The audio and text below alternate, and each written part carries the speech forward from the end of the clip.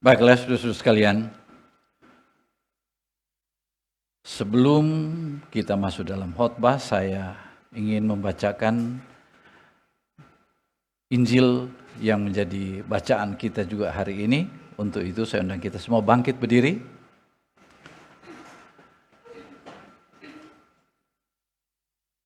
Injil itu diambil dari Lukas 14 ayat 25 sampai 35. Segala sesuatu harus dilepaskan untuk mengikut Yesus. Pada suatu kali banyak orang berduyun-duyun mengikut Yesus dalam perjalanannya. Sambil berpaling, ia berkata kepada mereka, "Jikalau seorang datang kepadaku dan ia tidak membenci bapaknya, ibunya, istrinya, anaknya, saudaranya laki-laki atau perempuan, bahkan nyawanya sendiri, ia tidak dapat menjadi muridku. Barang siapa tidak memikul salibnya dan mengikut aku, ia tidak dapat menjadi muridku.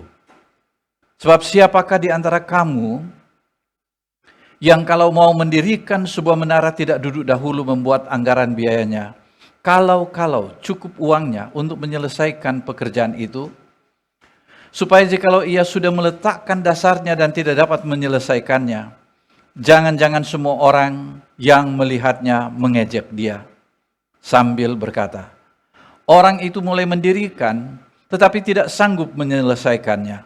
Atau raja manakah yang kalau mau pergi berperang melawan raja yang lain, tidak duduk dahulu untuk mempertimbangkan apakah dengan 10.000 orang ia sanggup menghadapi lawan yang mendatanginya dengan 20.000 orang? Jikalau tidak, ia akan mengirim utusan selama musuh itu masih jauh untuk menanyakan syarat-syarat perdamaian. Demikian pula lah tiap-tiap orang di antara kamu yang tidak melepaskan dirinya dari segala miliknya tidak dapat menjadi muridku. Garam memang baik, tetapi jika garam juga menjadi tawar, dengan apakah ia diasinkan? Tidak ada lagi gunanya, baik untuk ladang maupun untuk pupuk, dan orang membuangnya saja. Siapa mempunyai telinga untuk mendengar, hendaklah ia mendengar." Demikianlah Injil Kristus. Terpujilah Kristus. Kita berdoa. Bapa di surga, terima kasih untuk kesempatan ini kami boleh diberi kesempatan untuk datang bersekutu bersama-sama.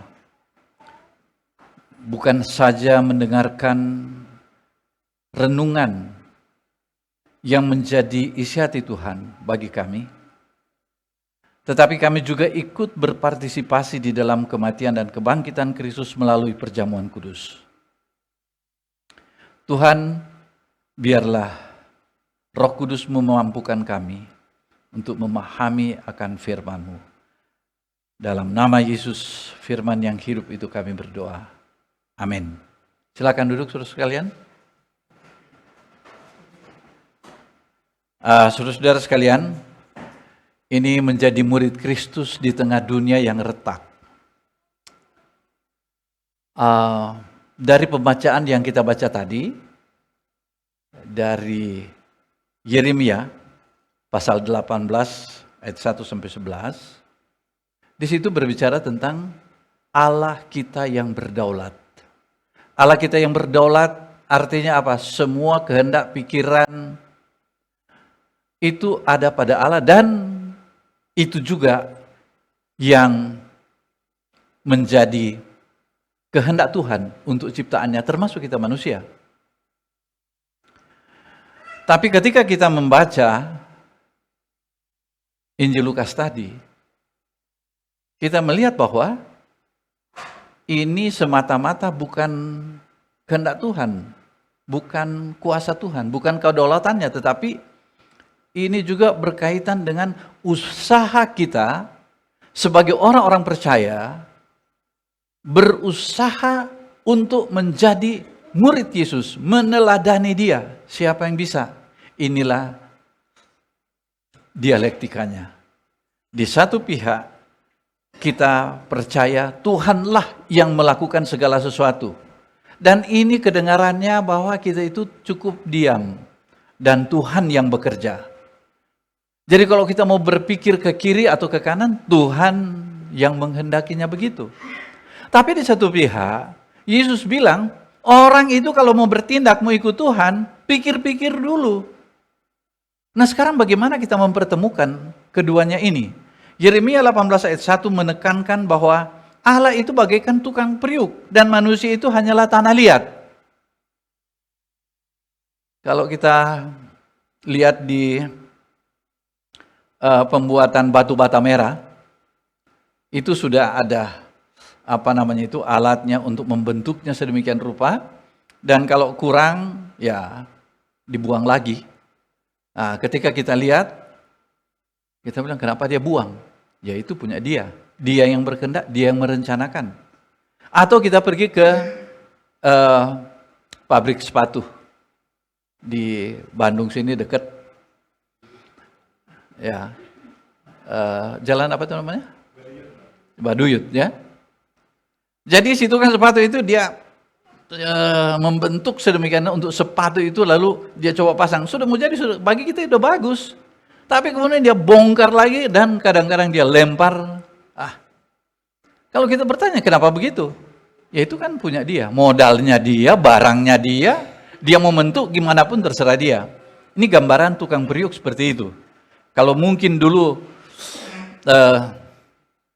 Cibaduyut ada di Yerusalem, atau Tuhan datang ke Cibaduyut dulu, lihat yang bikin itu, bikin sepatu, dia pakai bukan tukang periuk, tapi tukang sepatu Cibaduyut. Makanya begitu ya. Artinya apa? Manusia tidak dapat mengatur dirinya sendiri lepas dari kekuasaan Tuhan. Kehidupan sejarah berada dalam kuasa dan kehendak Tuhan. Ingat itu. Sementara kita berhadapan dengan tradisi, sebutlah tradisi reform. Gereja Anglikan itu adalah gereja ortodoks Anglikan.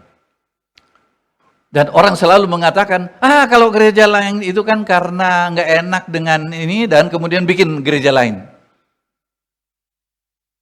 Saya juga tidak terlalu menaruh perhatian ke situ, ya. Sebab namanya orang percaya kepada Tuhan, satu baptisan sama gitu. Tapi mereka cenderung mengatakan yang gereja yang asli itu adalah gereja Roma Katolik, gereja Ortodoks Rusia atau gereja Ortodoks Yunani.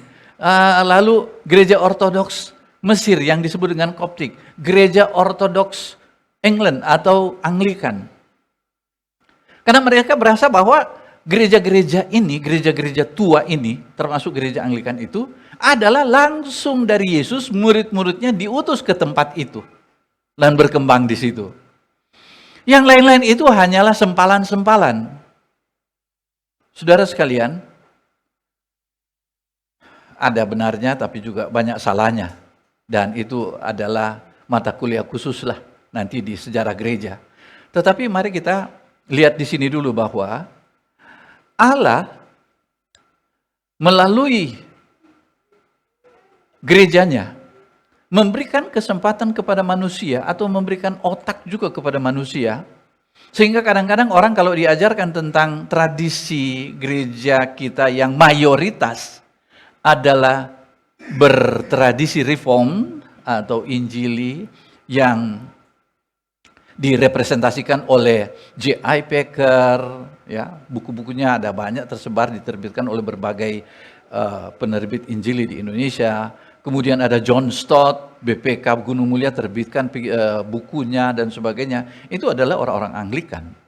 Jadi di dalam gereja Anglikan ini ada satu tradisi, yaitu disebut dengan gereja bertradisi injili atau reform. Artinya percaya kepada kedaulatan Allah, percaya bahwa Yesus adalah satu-satunya, solus Christus, sola scriptura, sola scriptura, sola fide, sola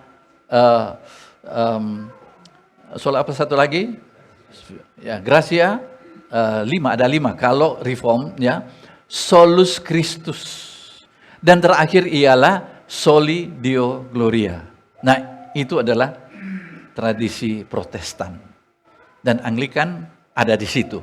Ya, ada sebagian besar ada di situ. Nah, bagaimana tradisi reform ini yang memegang the sovereignty of God atau kedaulatan Allah ini, bahwa keselamatan dan pembentukan rohani tidak berasal dari inisiatif manusia, tetapi dari kasih dan anugerah Allah. Nah, kita tahu Efesus 2 ayat 8-9 bahwa kita diselamatkan bukan oleh perbuatan kita, tetapi dari iman kepada Tuhan Yesus Kristus. Pertanyaannya, jika Allah berdaulat, maka respon manusia yang benar adalah bagaimana? Apakah hanya berserah saja dan menerima bahwa hidup ini milik Allah dan bukan milik kita sendiri? Bagaimana? Apakah kita ya terserah Tuhan? Itu adalah ungkapan frustrasi, tetapi juga itu adalah ungkapan bahwa Allah berdaulat untuk mengendalikan semua kehidupan saya. Nah, Yesus berbicara tentang mengikut Yesus. Dan itu bukan otomatis, tetapi merupakan suatu pilihan sadar. Meninggalkan segala-galanya, kemudian memikul salib, lalu ada harga yang harus dibayar, dan ini berarti apa? Ada tanggung jawab manusia. Seakan-akan terlepas dari Allah yang berdaulat. Itu bagian Allah, tetapi ini adalah bagian kita. Kita harus berusaha sedemikian rupa, kalau tidak, kita bisa masuk neraka. Nah, tentu pikiran yang kedua ini juga tidak bisa diterima 100%. Saya tidak katakan bahwa ini salah atau ini benar. Yang pertama yaitu kedaulatan Allah yang mengatur segala sesuatu, itu juga tidak salah, tapi juga meyakini seperti itu juga tidak 100% benar. Dalam kitab Yeremia, dia menggambarkan tentang apa yang disebut sebagai Allah sebagai tukang periuk yang membentuk tanah liat. Jadi Yeremia dipanggil melayani pada masa transisi politik dan spiritual bangsa Yehuda menjelang kehancuran Yerusalem oleh Babel sekitar abad ke-6 sebelum Masehi. Nah, dalam konteks ini umat Allah jatuh dalam dosa penyembahan berhala. Yehuda jatuh dalam ketidakadilan sosial. Bangsa Yehuda menolak terhadap panggilan pertobatan. Dan kemudian gambaran periuk ini menegaskan kembali bahwa Allah berdaulat atas bangsanya. Pertanyaannya, ketika bangsa jadi berdosa begitu, apakah itu tanggung jawab Allah?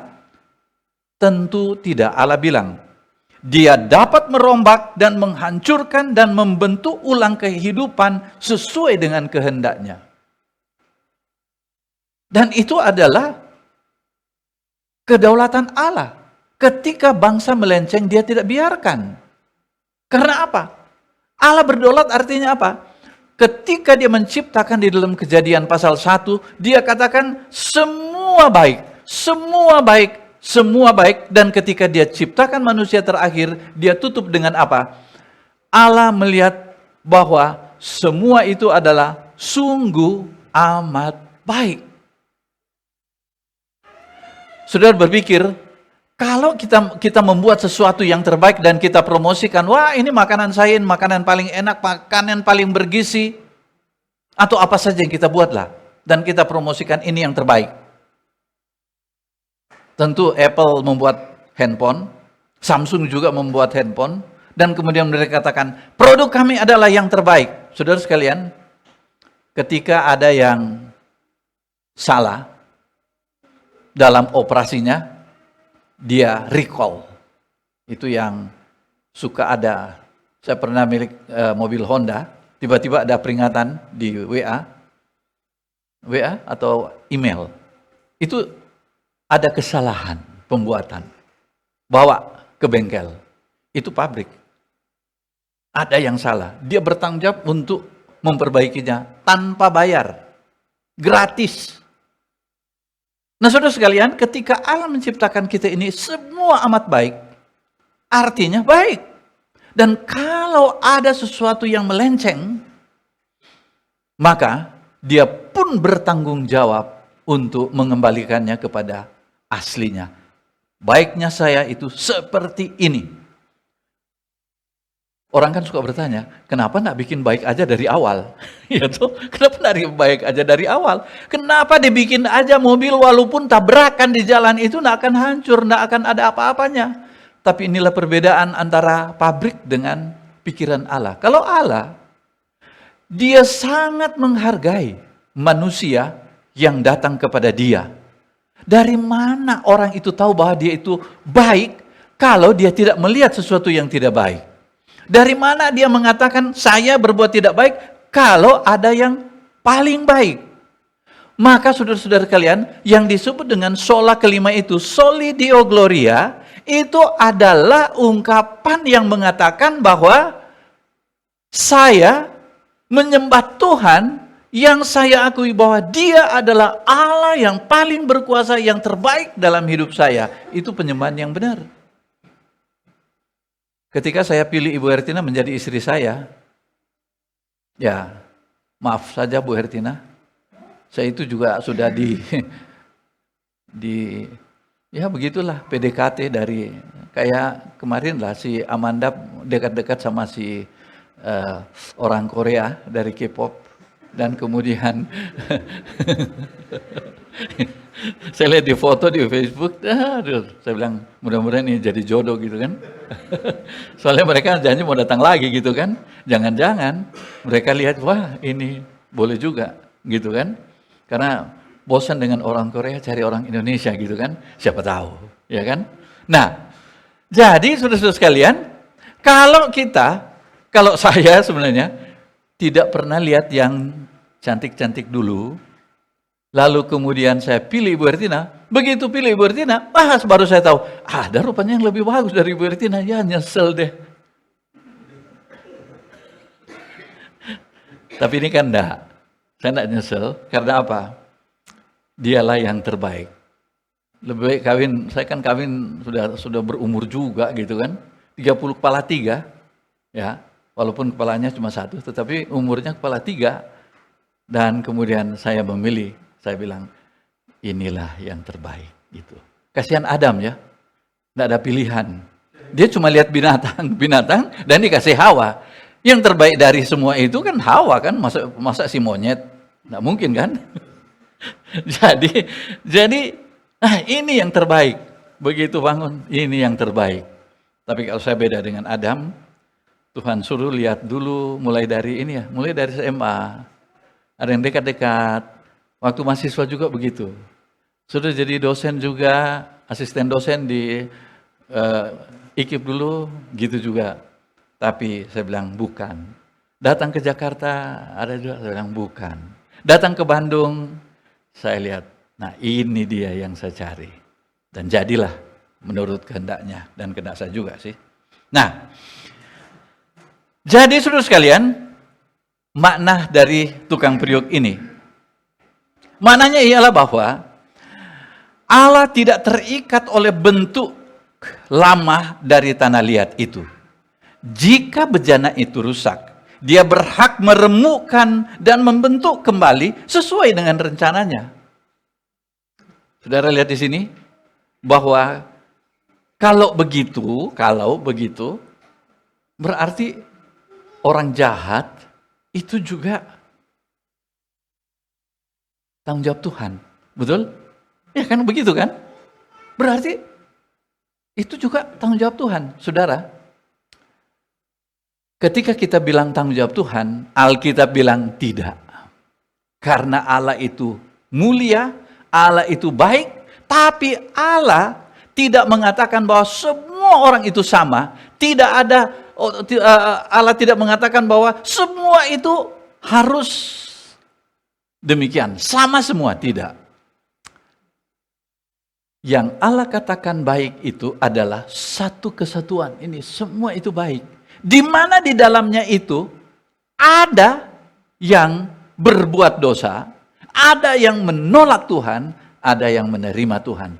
Satu kesatuan ini adalah baik. Dengan kata lain, apa yang terjadi di dunia ini, kemiskinan, perang dan semuanya, ini Allah tahu. Sebab ini adalah buatan Dia. Ketika kita mengatakan, kalau begitu Allah yang bertanggung jawab untuk perbuatan orang yang membunuh orang lain, itu adalah suatu pikiran yang menentang Allah, karena itu tidak ada di dalam pikiran Tuhan. Lalu kalau begitu bagaimana? Inilah hal-hal yang dibalik itu yang disebut dengan misteri Allah. Kalau semuanya kita sudah masuk akal semua, maka Tuhan itu bukan Tuhan yang Maha Kuasa lagi. Karena kita udah bisa pikir. Nama Tuhan aja, saudara sekalian, ketika Musa tanya, namamu siapa? Tuhan bilang, aku adalah aku yang aku akan ada. Dia tidak menjawab. Artinya dia mau katakan, saya tidak punya nama, karena Tuhan bilang kepada Adam, semua binatang-binatang ini kau namakan mereka. Nama gajah, monyet, ular, dan sebagainya. Apa artinya menamakan? Menamakan itu artinya menguasai. Allah memberi kuasa kepada Adam. Tetapi saudara-saudara sekalian, kalau kita kemudian menamakan Allah itu, kita menguasai Allah. Oleh karena itu, Allah tidak punya nama. Namanya itu adalah ya ada, saya ada. Dan aku akan ada terus. Kalau dalam bahasa Ibrani-nya ialah Ehye, Aser Ehye. Apa Aser Ehye? Ehye, itu asal kata dari Haya, itu ada. Dan aku yang akan ada.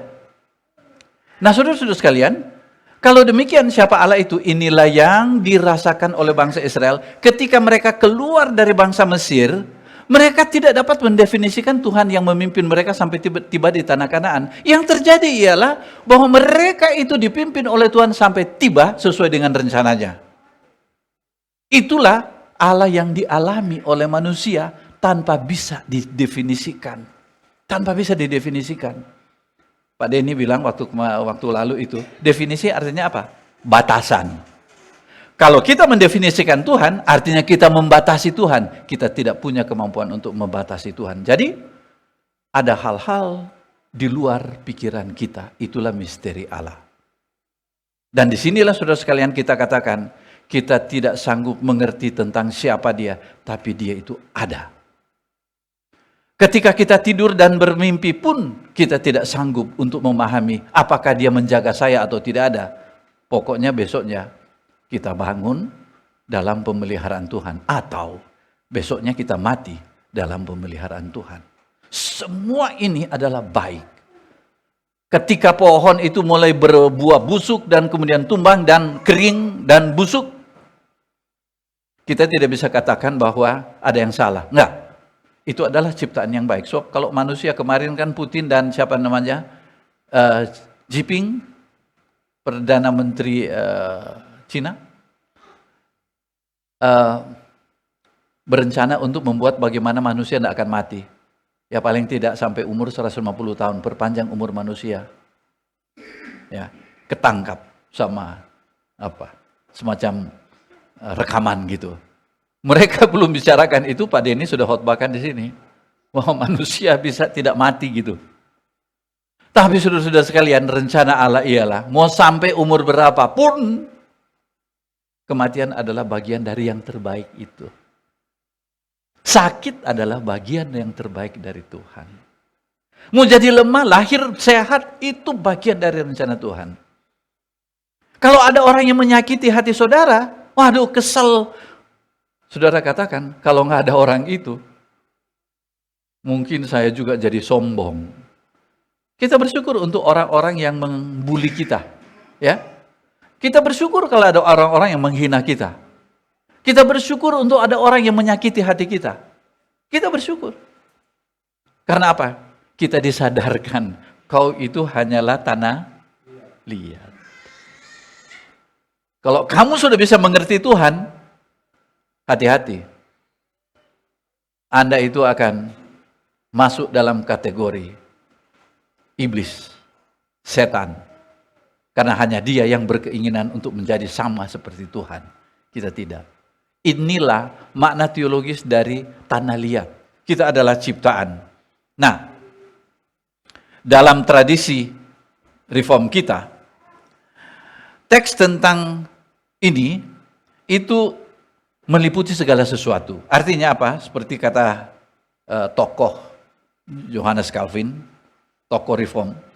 Segala sesuatu yang terjadi, bahkan hal-hal yang tampak sepele, terjadi oleh tangan Allah. Jadi dengan memakai tukang periuk, Calvin ingin mengatakan kepada kita bahwa kebebasan Allah untuk bertindak sesuai dengan kehendaknya tanpa harus tunduk pada rancangan manusia. Dan dengan pesan ilahi dari Yeremia ini, dia ingin mau mengatakan, menyerahlah di tangan Tuhan. Taatlah dalam rencananya. Terimalah apa yang dia lakukan dalam hidup saudara.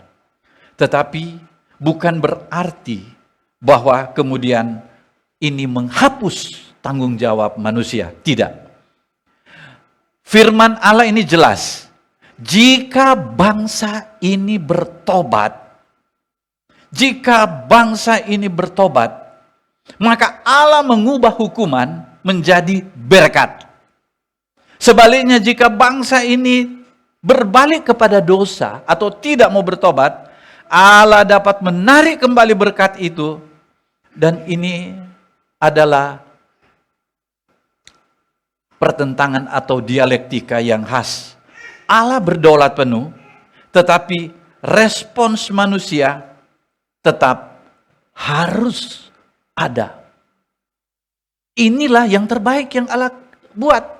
Dia berdaulat, tapi saya mau, kamu harus merespons firman saya. Dengan demikian, dalam keyakinan kita bahwa Allah berdaulat adalah dasar kehidupan iman kita. Dan ini sungguh menolong kita. Sementara penyerahan diri manusia adalah bentuk ketaatan yang sesuai dengan rancangannya. Sudah tahu kalau mau taat kepada Tuhan, ini rambu-rambunya ini, taat di situ. Sama dengan polisi menaruh rambu-rambu itu. Apakah dia kejam? Apakah dia salah? Tidak. Dia taruh itu demi kebahagiaan kita. Agar supaya kita bukan hanya hidup sesuai peta dan gambar dia, tapi kita hidup sesuai dengan pikiran-pikiran Tuhan. Karena dia mau yang terbaik bagi kita. Yang terbaik itu seperti saya katakan, bukan berarti lurus lempeng begini, enggak. Yang terbaik itu adalah, yaitu tadi, saya sudah melihat ada yang cantik tapi kekurangannya ini, ada yang ini tapi begini, ya ini yang terbaik, Ibu Ertina. Bukan berarti begitu langsung ditaruh, ini yang terbaik dari Tuhan, ini Ibu Ertina. Enggak. Yuk jalan-jalan dulu lah. Jadi yang masih single di sini, ya bolehlah lihat-lihat dulu kan. Kalau Pak Denny tidak boleh lagi, Pak Tumpal tidak boleh lagi. Ya boleh, lihat-lihat dulu. Ya, lihat boleh, rabah nggak boleh. Ya, itu. Karena itu iblis bilang, Tuhan bilang, ini kamu tidak boleh makan. Tapi Hawa bilang kepada iblis, Tuhan bilang tidak boleh makan dan juga tidak boleh rabah. Yuk, kenapa pakai rabah? Tuhan bilang tidak ada rabah kok. Makan, tidak boleh makan. Jadi kenapa ada pikiran rabah itu? Nah, jadi saudara sekalian, dalam kaitan dengan murid Kristus, kita melihat di sini bahwa ada anugerah Allah bagi mereka yang ada di dalam dia, pilih sebagai muridnya. Antara anugerah Allah dan harga yang harus dibayar. Saya singkat saja karena sudah ada itu dari belakang. Lukas 14 ayat 33 menutup bagian ini dengan kalimat yang keras.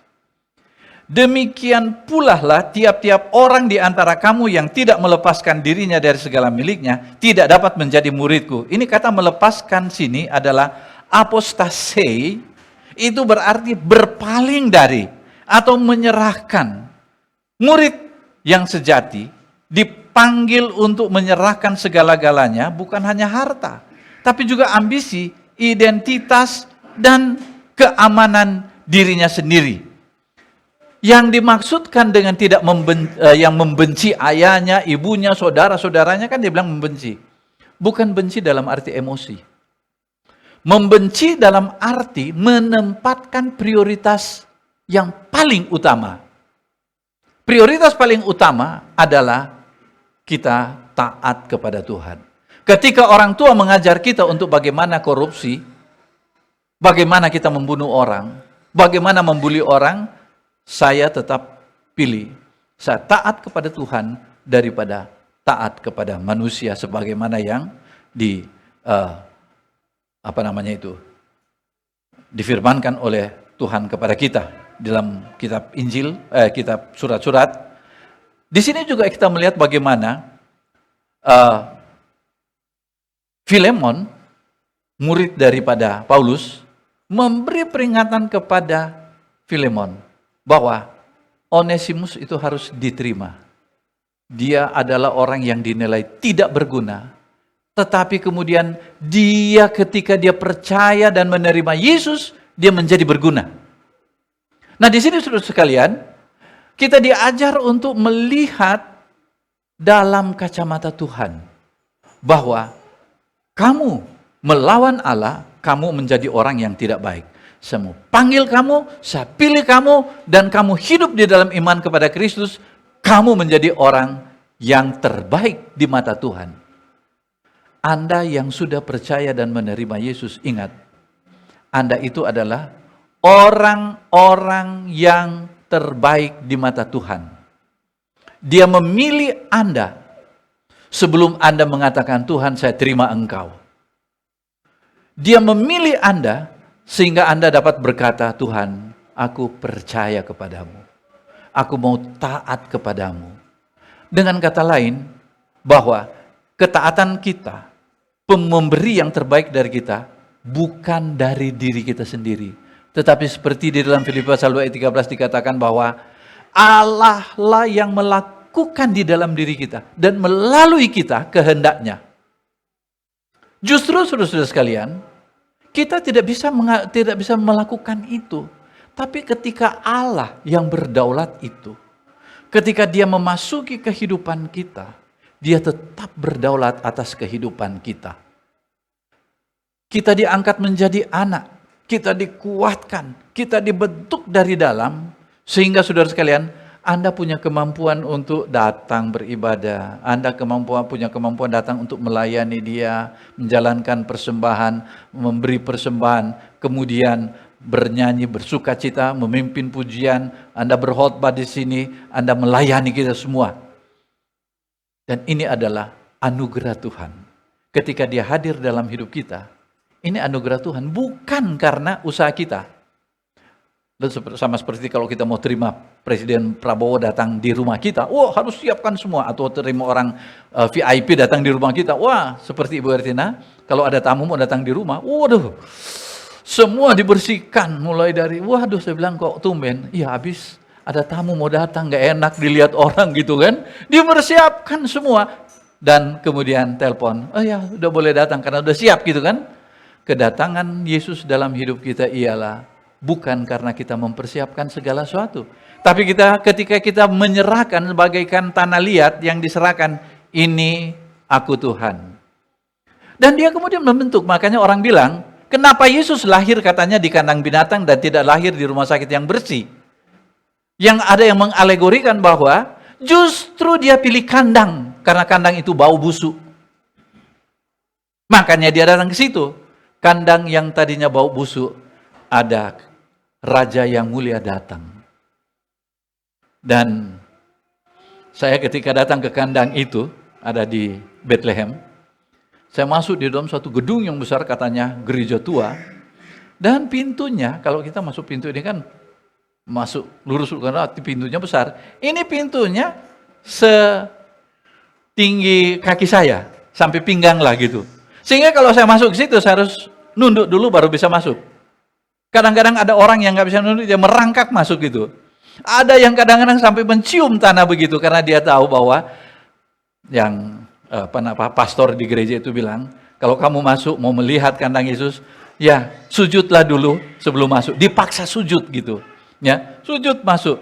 Ya, saya tanya kepada mereka, kenapa kandangnya pintunya kecil? Oh, sejarahnya begini. Dulu waktu orang Persia mau menyerbu orang-orang di sini supaya mereka tidak bisa masuk ke dalam gereja ini, dibikinlah pintu yang kecil begini, sehingga kalau mereka berkuda atau naik keledai, mereka masuk, mereka harus turun semua. Keledai, kuda tidak bisa masuk, tapi orang bisa masuk. Dan itu memperlemah kekuatan mereka. Nah, kita juga kalau ke sana, nanti kapan-kapan kalau saya ke sana ikut ya.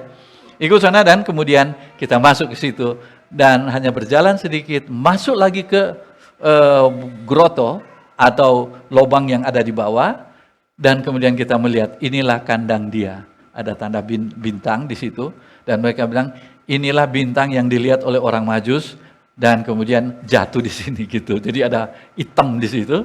Nah, inilah kandangnya gitu. Nah, saudara-saudara sekalian, ketika masuk di situ itu menjadi suatu yang mulia sampai sekarang. Saudara, kehadiran Yesus dalam hidup Anda adalah satu rancangan Allah yang berdaulat untuk mengubah hidup Anda dari dalam. Dan yang berikut ialah, itu terlihat dari Onesimus. Dia yang tidak berguna, yang budak belia, lalu kemudian dia menerima Yesus. Dia menjadi sangat berguna dalam pekerjaan Tuhan. Dan Paulus katakan, hai Filemon, terima dia, karena dia itu adalah anakku juga. Hari ini kalau saudara melihat diri saudara ada tanah liat dan saya dipimpin oleh Tuhan, diantar oleh Tuhan kemanapun saya pergi, ingat, kalau Anda sudah terima Yesus, Anda yakin Yesus ada di dalam hati Anda. Kalaupun juga Anda kadang-kadang dengan begitu banyak persoalan, Anda berkata, kayaknya Tuhan lupa sama saya. Enggak apa-apa. Anda datang hari ini, dan Anda diingatkan ketika menerima roti masuk dalam tubuh Anda diyakinkan bahwa tubuh Kristus dan darah Yesus ada di dalam Anda. Dan Anda yakin menerima perjamuan kudus adalah teguran buat saya, pengingatan kepada saya bahwa Anda tidak sendiri. Ada Yesus di dalam Anda. Dan inilah pentingnya saudara sekalian, mengapa kita terlibat di dalam perjamuan kudus yang dibiasakan oleh murid-murid, oleh orang Kristen abad pertama, dan kita kemudian melanjutkan warisan itu sampai saat ini.